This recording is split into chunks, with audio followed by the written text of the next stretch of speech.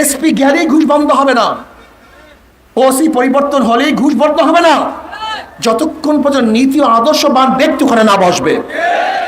আমি তাদেরকে বললাম 1 বছর 2 বছর 5 বছর আর 2 মেয়াদ বা 5 মেয়াদ দরকারটা কি? চোর যদি একদিনের জন্য বসে সে চুরি করবে, 1 মেয়াদের জন্য বসলে চুরি করবে। কাজে আমরা শুধু নেতা চাই না, নীতির পরিবর্তন চাই। যারা চুরি করবে না, ডাকাতি করবে না, জুলুম করবে না, অন্যায় করবে। ইসলামী আন্দোলন বাংলাদেশ সোনারগাঁ থানা শাখা কর্তৃক আয়োজিত আজকে গণসমাবেশের সম্মানিত সভাপতি, জাতির সর্বশ্রেষ্ঠ সন্তান, শ্রদ্ধাভাজন ওলামায়ে কেরাম, সর্বস্তরের জনগণ ভাইয়েরা আমার,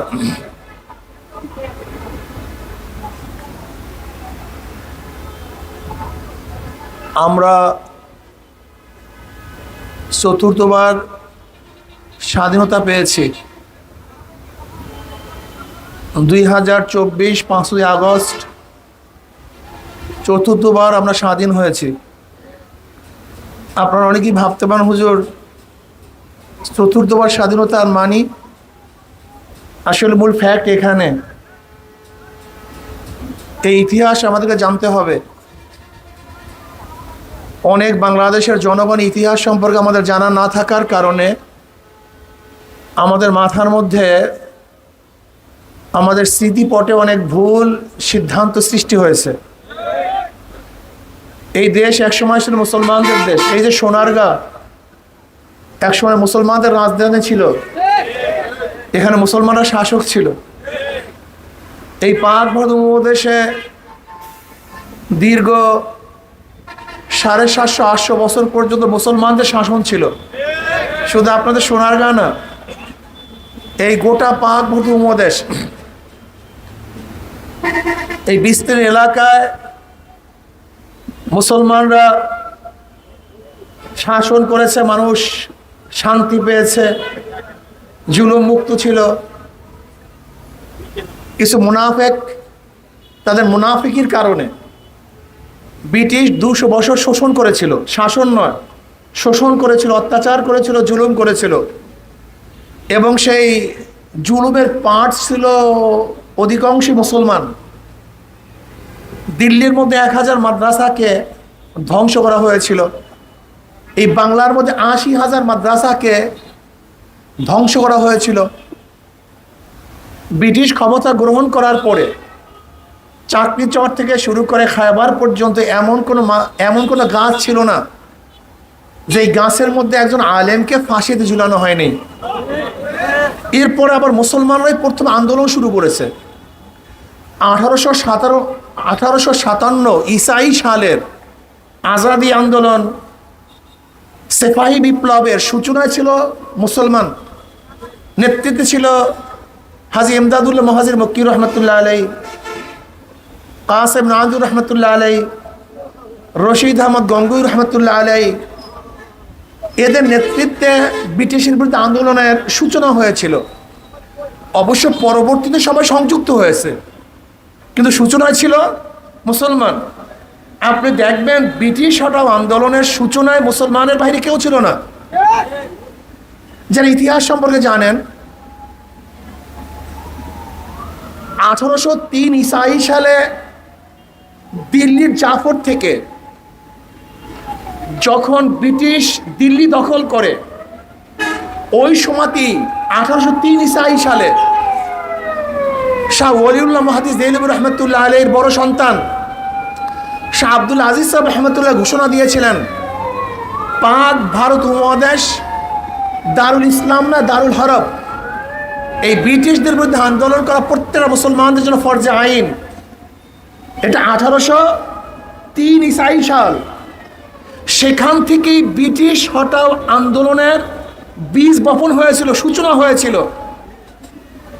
1947 সনে 46 সনে আমরা স্বাধীনতা পেয়েছিলাম।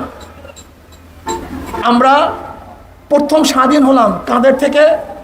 ব্রিটিশ থেকে। ভেবেছিলাম এখন আমরা শান্তি পাব, মুক্তি পাব, বৈষম্যতা দূর হয়ে যাবে। কিন্তু না, আমরা দেখলাম সংখ্যাগরিষ্ঠ হিন্দুরা তারা আমাদের অধিকার দিচ্ছে না, আমাদের খাদ্যের অধিকার, বাসস্থানের অধিকার, চলার অধিকার, ফেরার অধিকার, শিক্ষার অধিকার, চাকরির অধিকার। তখন আবার আমরা আন্দোলন করেছিলাম, সংগ্রাম করেছিলাম যে ভিন্ন একটা রাষ্ট্র চাই। সেই আন্দোলনের ভিত্তিতে হয়েছিল পাকিস্তান। আমরা 1947 পাকিস্তান নামে একটা ভূখণ্ড পেলাম। ভেবেছিলাম এবার শান্তি পাবো, মুক্তি পাবো। পাকিস্তানের দুইটা অংশ, পশ্চিম পাকিস্তান, পূর্ব পাকিস্তান, দুই মেরুতে অবস্থান করতেছিল। মাঝখানে ব্যবধান 1700 কিলোমিটার দূরে। এই 1700 কিলোমিটার দূরে দুই মেরুতে অবস্থানকৃত দুইটা দেশ একই নামে ভারত থেকে আলাদা হওয়ার কারণটা কি ছিল এইটা আমরা অনেকেই জানি না এবং জানানো হয় নাই। এইটাই বড় সমস্যা। সবচেয়ে বড় সমস্যা এখানে এই আলাদা হওয়ার কারণ কি ছিল? ঋতুর কারণ, ভূমির কারণ, ভৌগোলিক কারণ না, শুধু একটাই কারণ ছিল। পশ্চিম পাকিস্তানিরা সংখ্যাগরিষ্ঠ মুসলমান, পূর্ব পাকিস্তানিরা সংখ্যাগরিষ্ঠ মুসলমান। ধর্মের ভিত্তিতে, মুসলমান ধর্মের ভিত্তিতে দেশ ভাগ হয়েছিল, অন্য কোনো কারণে নয়। কাজে দেশ মুসলমানদের দেশ, কিন্তু আমাদেরকে ভুলানো হয়েছিল এ দেশ মুসলমানদের নয়। ভেবেছিলাম শান্তি পাবো, মুক্তি পাবো। কিন্তু পশ্চিমেরা যখন আমাদের অধিকার ফিরিয়ে দেয় না, তারা বৈষম্য করতেছে, আবার তাদের বিরুদ্ধে আন্দোলন করলাম, সংগ্রাম করলাম, বিপ্লব করলাম। আমরা পশ্চিম পাকিস্তান থেকে ভাগ হয়ে আমরা স্বাধীন রাষ্ট্র ঘোষণা করলাম। সেই রাষ্ট্রের নাম কি? কথা বলেন। এটা কয়বারের স্বাধীনতা? কথা বলেন না কেন? প্রথম ব্রিটিশ থেকে, এরপরে ভারত থেকে, এরপরে পাকিস্তান থেকে, তিনবার। আর এই 2024-এর 5ই আগস্ট এই চতুর্থবার। এটা মনে রাখতে হবে, ইতিহাস জানতে হবে, ভুল করবেন না। এই বছর আন্দোলনের কারণটা কি ছিল? সূচনা কি ছিল? কারা সূচনা করেছে? আপনাকে বুঝতে হবে জুন জুলাইতেই কিন্তু আন্দোলন সূচনা হয় নাই। গত নির্বাচনে, মেয়র নির্বাচনে 23 জুলাই মাসে যখন আমার উপর আক্রমণ করা হয়েছিল, তখন আমরা রাস্তায় বসে ঘোষণা দিয়েছিলাম এই আওয়ামী লীগকে হটাবার আগ পর্যন্ত রাস্তা ছাড়বো না, এবং বলেছিলাম আল্লাহ যেন এই আওয়ামী লীগ সরকারের পতন দুই চোখে দেখান। এদেশের মানুষ আন্দোলনের সূচনা করেছিল। 2024 5ই আগস্ট তার প্রতিফলিত হয়েছে, আমরা সাকসেস হয়েছি। দেখেন, এই সাকসেস জনগণের কোনো কৃতিত্ব না। আমি বিশ্বাস করি কৃতিত্ব একমাত্র আল্লাহর। কারণ ছাত্ররা তো প্রথম শেখ হাসিনাকে হটাবার জন্য আন্দোলনের সূচনাই করেনি। এই বক্তব্য তাদের ছিল না। তাদের বক্তব্য ছিল চাকরি কোঠায় বৈষম্য থাকবে না, মেধা অনুযায়ী চাকরি হবে। কিন্তু সেই আন্দোলন গড়াতে গড়াতে শেখ হাসিনাকে পতন ঘটাবার পর্যন্ত পৌঁছার কারণটা কি? এটা তোমার আমার ক্রেডিট না, এটা আল্লাহ পাকের গজব, আল্লাহ পাকের রহমত। আন্দোলনের সূত্র কি ছিল? বৈষম্য। কি ছিল ভাই? আপনারা কি জানেন 71 স্বাধীনতা হয়েছিল কেন? না, অনেকেই জানি না। দেখেন, আজকে সংবিধানের মধ্যে জাতীয়তাবাদ, গণতন্ত্রবাদ, সমাজতন্ত্রবাদ এবং ধর্ম নিরপেক্ষতাবাদের যে 4 মূল নীতি, এই 4 মূল নীতি কিন্তু স্বাধীনতা আন্দোলনের সূচনায় ছিল না, ঘোষণায় ছিল না। 71-এর স্বাধীনতার ঘোষণায় ছিল সাম্য, মানবিক মর্যাদা, সামাজিক ন্যায় বিচার। সাম্য, আমরা সবাই সমান, বাংলাদেশের নাগরিক। কে মুসলমান, কে হিন্দু, কে খ্রিস্টান, কে বৌদ্ধ, কে গরিব, কে ধনী, কে জেলে, কে তাঁতি, কে মজুর, কে ঋষি, কে কামার, কে শ্রমিক, কে বংশীয়, কে নন বংশীয়, আমরা দেখতে চাই না। বাংলাদেশের প্রত্যেক নাগরিকের অধিকার সমান থাকবে। আজকে আমরা কি দেখেছি যে সরকার, বিগত সরকার উন্নয়ন বলতে মনে করছে ব্রিজ, উন্নয়ন বলতে মনে করছে মেট্রো রেল, উন্নয়ন বলতে মনে করছে হাইওয়ে রোড, অথচ শিক্ষা ডিপার্টমেন্টকে ধ্বংস করে ফেলেছে, যুবক সমাজের চরিত্রকে ধ্বংস করে ফেলেছে, নিশ্চিত করে ফেলেছে আমাদের দেশ। ওরা জানে যদি এদেশে মেধা শূন্য করা যায় তাহলে গোলামি করাতে সুবিধা হবে। এর জন্য শিক্ষা ব্যবস্থার অবস্থা কি দেখেছেন? বর্তমানে একটা ছেলে স্কুল থেকে বের হবে, সে নিজের নামও লিখতে পারে না, অটো পাস। চিন্তা করতে পারছেন? আবার এখন পরীক্ষা বন্ধ করার চক্রান্ত চলতেছিল, পরীক্ষা হবে না, তার মানে কি মেধা শূন্য করার চক্রান্ত চলছিল। যেখানে মাদক বিরোধী হাজারো সংস্থা আছে, অথচ দেখা যায়, আমার তো মনে হয় এই দোকানের নিচে হাত দিলেও সেখানে মাদক পাওয়া যাবে। এর কারণটা কোথায় আপনি কি জানেন? আপনারা জানেন না, এটা ভারতের কৌশল। প্রত্যেকটা যুবককে মাদক ধরিয়ে দাও, কারণ একজনকে হত্যা করলে ওই পর্যন্ত শেষ, যাকে হত্যা করবেন সে শেষ। কিন্তু যদি মাদক ধরিয়ে দিতে পারেন, ওর বাবা শেষ, ওর মা শেষ, ওর স্ত্রী শেষ, ওর সন্তান শেষ, পরিবার শেষ, দেশ শেষ, সব শেষ। আপনি চিন্তা করছেন এত মাদকের কারণটা কি? ও রাস্তাঘাটে উন্নয়ন করেছে, কিন্তু হাজারো যুবকরা পথে ঘাটে মাদক সেবী দেখতেছে, তাদের চরিত্র উন্নয়ন করার জন্য কোনো পদক্ষেপ গ্রহণ করে নাই। আচ্ছা আমাকে বলেন তো, যদি মানুষই না থাকে আর রাস্তা যদি আপনি স্বর্ণ দিয়ে বাঁধিয়ে দেন, তা মানুষ হাঁটবে না কুকুর হাঁটবে? এই রাস্তা দিয়ে লাভটা কি আমাকে বলুন? যদি মানুষই না থাকে রেলে কে চলবে? শুয়ার চলবে না মানুষ চলবে? সব ধ্বংস করে ফেলছে, আপনাদের জানা নাই। আপনাকে বুঝতে হবে, বোঝার চেষ্টা করতে হবে। সাম্যতা নেই, আজকে শ্রমিকদের অধিকার নেই, মজদুরদের অধিকার নেই। আজকে বাংলাদেশের স্বাধীনতার বয়স 53 বছর, আমরা দরিদ্র সীমার উপরে উঠতে পারতেছি না কেন? আজকে দেশ দুর্নীতিতে 5 বার চ্যাম্পিয়ন হবে কেন আমাকে বলুন? অথচ আমাদের সাথেই তো সিঙ্গাপুর স্বাধীন হয়েছিল, মালয়েশিয়া স্বাধীন হয়েছিল। তাদের অবস্থা দেখেন আর আমাদের অবস্থা দেখেন, এর কারণটা কোথায়? বর্তমান গভর্নর বলতেছেন গোটা দুনিয়ার মধ্যে ব্যাংক এইভাবে লুটপাট করার ইতিহাস নাই, গোটা দুনিয়ার মধ্যে।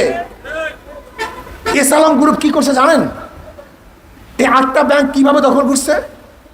এক ব্যাংক থেকে 200 কোটি টাকা লোন নিত, অন্য ব্যাংকে দিত, সেখান থেকে 500 কোটি টাকা লোন দিত, অন্য ব্যাংকে দিয়া সেখানে শেয়ার কিনত। Money game. এই মানি গেমের মধ্যে ব্যাংকের টাকা দিয়ে, ব্যাংকের টাকা দিয়া সেখানে ব্যাংক ক্রয় করছে, আর শেখ পরিবার সেখান থেকে 2/3 টাকা বিদেশে পাচার করছে। 2/3। আপনি বিশ্বাস করতে পারবেন না ব্যাংকের অবস্থা কোথায় গিয়ে পড়ছে। আমাকে বলেন তো, ব্যাংক কি টাকা জন্ম দেয় না আপনাদের টাকা ব্যাংকে থাকে? তাহলে মাইনিং করছে কার টাকা? লুটপাট করছে কার টাকা? বিশ্বাস হয় না? আজকে যেই পরিমাণের টাকা ব্যাংকে আছে, যদি আজকে আপনারা চেক দেন যে আমরা টাকা তুলে দেব, সমস্ত ব্যাংক দৌড়ে হয়ে যাবে। কথাটা বুঝাতে পারিনি? যত মানুষের টাকা ব্যাংকে জমা আছে, আজকে যদি সেই টাকাগুলি তোলার জন্য চেক পেলে করেন, তাহলে সমস্ত ব্যাংক দেউলিয়া হচ্ছে না কেন? আজকে আপনি তুলতেছেন 10 জনে দিচ্ছে, 10 জনে তুলতেছে 20 জনে দিচ্ছে, টাকা ঘোরত ফেরত। এর জন্য আপনারা বুঝতে পারতেছেন না, কিন্তু ব্যাংকের অবস্থা খালি, ঝুলি খালি। এরপর আসুন, আজকে উন্নয়ন করেছেন, পদ্মা সেতু করেছেন।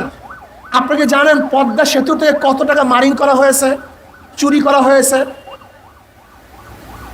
আমরা কি জানি?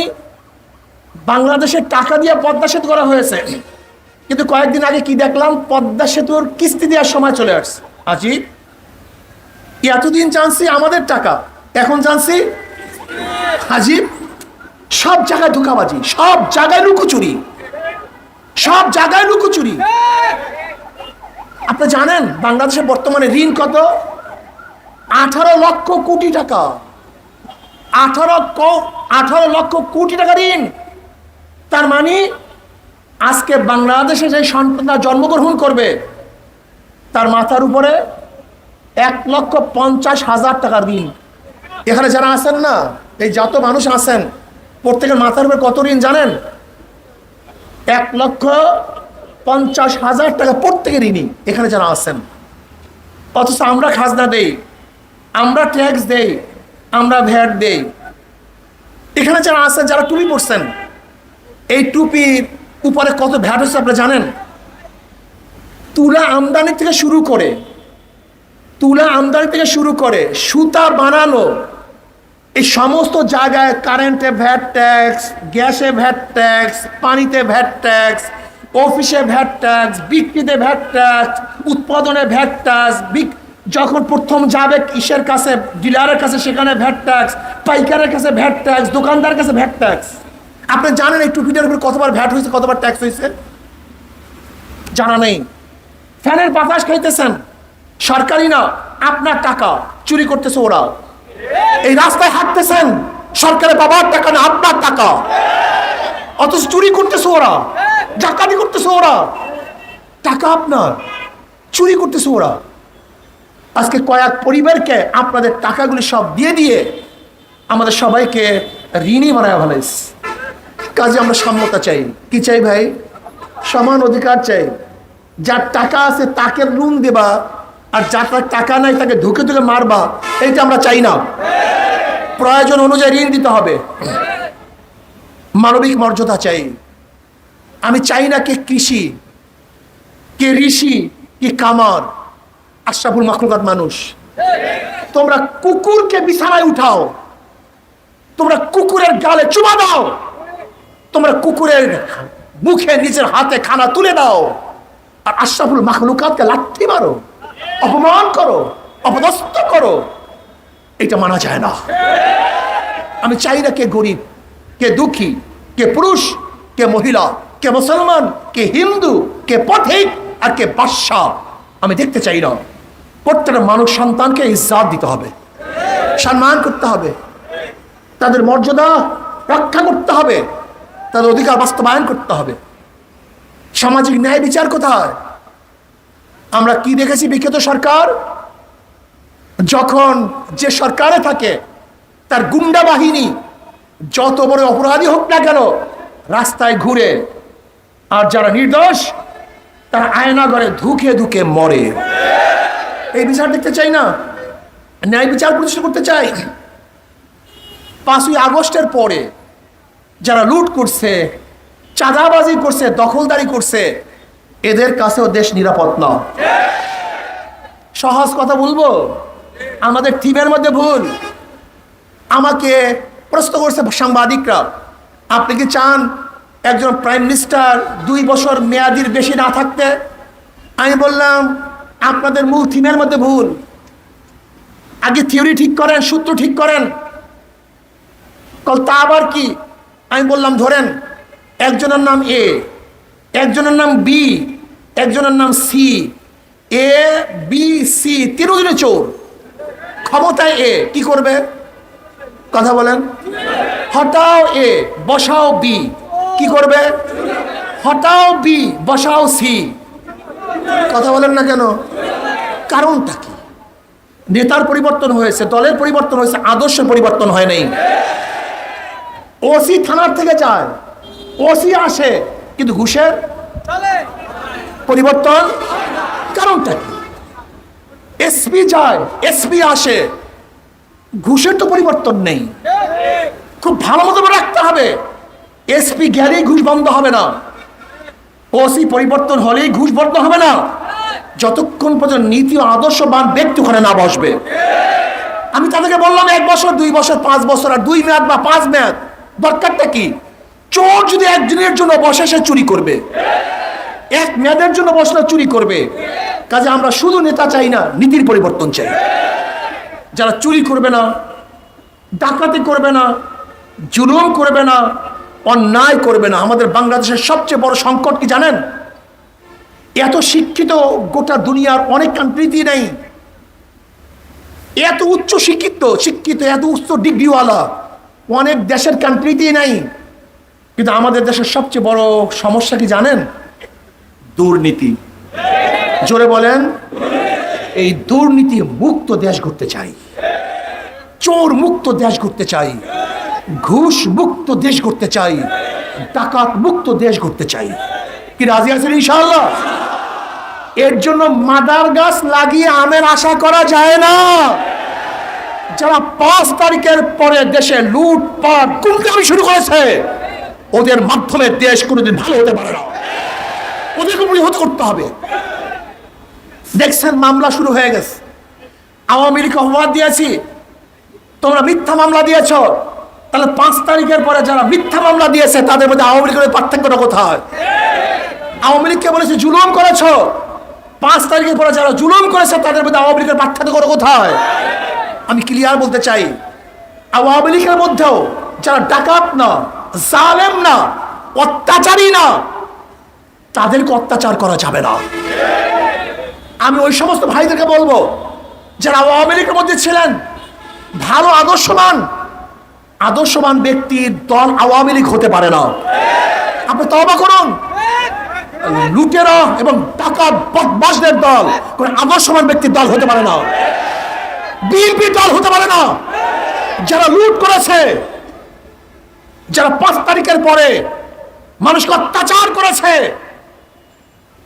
আমি বলবো তওবা করুন, শুদ্ধ হন, মানুষকে শান্তি দেন।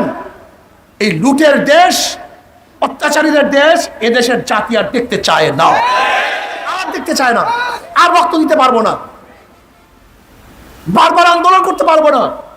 আসুন আমরা সম্মিলিতভাবে এমন একটা দেশ গড়ব যে দেশের মধ্যে থাকবে সাম্য, মানবিক মর্যাদা, সামাজিক ন্যায় বিচার, যেখানে অধিকার থাকবে মুসলমানদের, যেখানে অধিকার থাকবে হিন্দুদের, যেখানে অধিকার থাকবে খ্রিস্টানদের, যেখানে অধিকার থাকবে বৌদ্ধদের, যেখানে অধিকার থাকবে প্রত্যেকটা পুরুষের, যেখানে অধিকার থাকবে প্রত্যেকটা মহিলাদের। আমরা সবার অধিকারকে ফিরিয়ে দিতে চাই, সবাইকে ভালো রাখতে চাই, একই সাথে কাজ করতে চাই। এর জন্য প্রয়োজন হলো ইসলামিক কান্ট্রি। ইসলামকে ভয় পেন না। পাশ্চাত্যরা বিভিন্ন মিডিয়ার মাধ্যমে আমাদের মুসলমান মানুষের মেধার মধ্যে ঢুকিয়ে দিয়েছে ইসলাম ফোবিয়া। ইসলাম মানেই জানি আতঙ্ক, ইসলাম মানেই জানি কি না, ইসলাম মানেই কিছু না, ইসলাম মানেই শান্তি, ইসলাম মানেই মুক্তি, ইসলাম মানেই আপনার অধিকার। শুধু একটা উদাহরণ দিয়ে শেষ করবো ইসলাম মানিটা কি। ওমর ইবনে খাত্তাব রাদিয়াল্লাহু তাআলা খুতবা দেওয়ার জন্য দাঁড়ায়ছেন। এক সাধারণ পাবলিক বলতেছে, আমিরুল মুমিনিন আপনার খুতবা শুনবো না। তাহলে কেন? তাহলে রিলিফের কাপড় দিয়ে আপনি জামা বানাইছেন, আমিও রিলিফের কাপড় দিয়ে জামা বানাইছি, কিন্তু আপনার জামা এত সুন্দর হয়েছে, কাপড় বেশি চুরি করেছেন, আর আমার জামা খাটো হয়েছে, আমাকে কাপড় কম দিয়েছেন। এর জবাব না দেওয়া পর্যন্ত আপনার খুতবা শুনবো না। জবাবদিহিতার অবস্থা বুঝেন? অর্ধজাহানের বাদশা, সাধারণ পাবলিক। ওমর ইবনে খাত্তাব রাদিয়াল্লাহু বললেন, এর জবাব আমি দেব না, এর জবাব আমার ছেলে আব্দুল্লাহ দিবে। আব্দুল্লাহ রাদিয়াল্লাহু বললেন, আমার আব্বা আত্মসাৎ করেন নাই, বরং রিলিফের কাপড় আমিও পেয়েছিলাম, আমার বাবাও পেয়েছিল, উভয় যদি জামা বানাই একজনের জামা ভালো হবে না, কাজে আমি আমার কাপড়টাকে আমার বাবাকে হাদিয়া দিয়েছি। এবার খুতবা পড়ুন। এর নাম ইসলাম। বেয়াকুব, ইসলাম জানো নাই, ইসলাম চিনো নাই। ইমাম রুমি রহমতুল্লাহ বলেছেন, আমি অনেক পোশাকের মধ্যে মানুষ দেখেছি যারা আসলে মানুষ না, আর অনেক মানুষ দেখেছি যাদের কোনো পোশাক ছিল না। আমরা পোশাককে নির্বাচন করি, মানুষ নির্বাচন করি না।